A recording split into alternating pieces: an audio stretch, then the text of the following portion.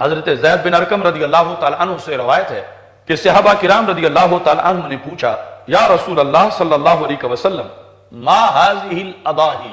ان قربانیوں کا فلسفہ کیا ہے؟ ما هذه الاضاحی کہ یہ ہم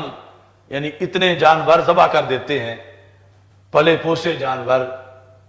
یعنی صحابہ کا یہ ماں سے سوال کرنا یہ انکار کے لیے نہیں تھا کہ ہم نہیں کریں گے، ہمیں سمجھاؤ تو پھر کریں گے، مطلب یہ تھا کہ ہم کر رہے ہیں، ہم کریں گے،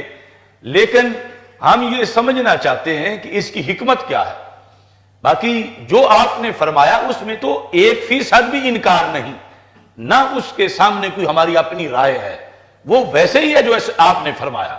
لیکن ہم سے جب کوئی پوچھے گا تو آپ سے ہم پوچھ لیتے ہیں تاکہ جب ہمیں پھر پوچھنے کا موقع نہیں ملے گا تو قیامت تک آپ کی زبان کا بتایا ہوا تو نہیں ملے گا، تو آپ ہمیں بتا دیں، ہم آگے بتا دیں گے۔ تو ما هذه الاضاحی یا رسول اللہ صلی اللہ علیہ وسلم، یہ قربانیاں کیا چیز ہیں؟ یعنی یہ صحابہ کا سوال ان حالات کے پیش نظر تھا جو پرویز نے، غلام احمد پرویز ایک نام نہاد ہوا ہے ایک فتنہ، اس نے اور دیگر اس طرح کے کئی لوگ بعد میں پیدا ہوئے، یعنی یہ جو کچھ ہونا تھا کہ اول تو حیوانات جو ہیں ان کی افزائش بڑی معاشرے میں محدود ہو گئی ہے، آبادی بڑی بڑھ گئی ہے، حیوان تھوڑے سے ہیں، اور پھر انسان کو مختلف مواقع پر گوشت کی ضرورت ہوتی ہے، اور ایک ہی موقع پہ اتنا ذبح کر دیا جائے تو یہ پھر انسانی ضرورتیں کیسے پوری ہوگی؟ یعنی یہ چھوٹی چھوٹی عقلوں کے جو بعد کے سوالات پیدا ہونے تھے، ان کے جوابات کے لیے صحابہ کرام رضی اللہ تعالی عنہم نے خود ہی اس وقت سوال کر لیا۔ تو سب سے پہلے فرمایا سنت ابیکم ابراہیم صلوات اللہ علیہ وسلم، کہ یہ تمہارے باپ حضرت سیدنا ابراہیم خلیل اللہ علیہ السلام کی سنت ہے، کہ اس سے آگے گنجائش ہی نہیں جب کہا جائے کہ یہ اللہ کے عظیم پیغمبر کی سنت ہے، ان کا طریقہ ہے، تو جو اللہ کے خلیل کا طریقہ ہے وہ تو ہر مومن آنکھیں بند کر کے کرے گا کہ یہ تو اللہ کے خلیل کا طریقہ ہے۔ تو مقصد ہے تمہیں اللہ پہلوں کی سنتوں پہ چلانا چاہتا ہے، اور کس مقصد کے لیے؟ کہ وہ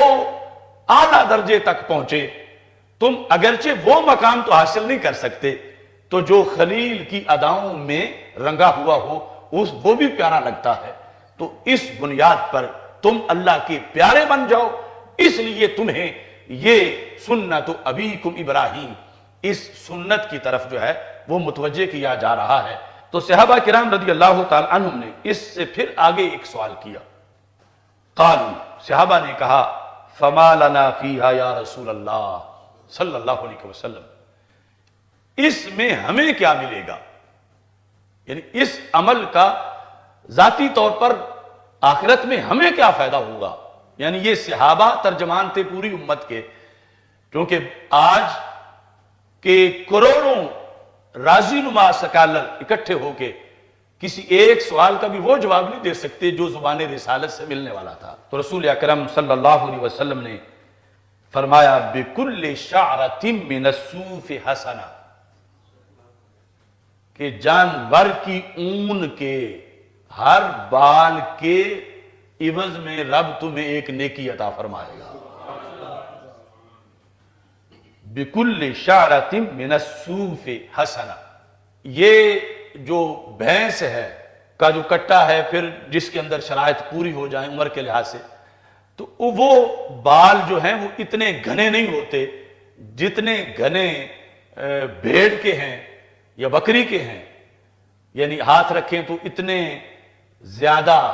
سینکڑوں کی تعداد میں، ہزاروں کی تعداد میں وہاں نہیں آئیں گے، یہ دوسری جگہ آئیں گے۔ تو رسول اکرم صلی اللہ علیہ وسلم نے خصوصی طور پر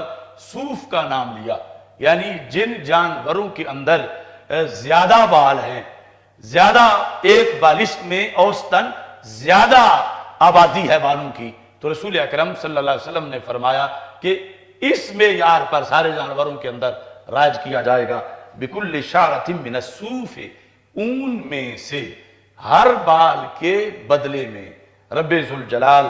ایک نیکی عطا فرمائے گا۔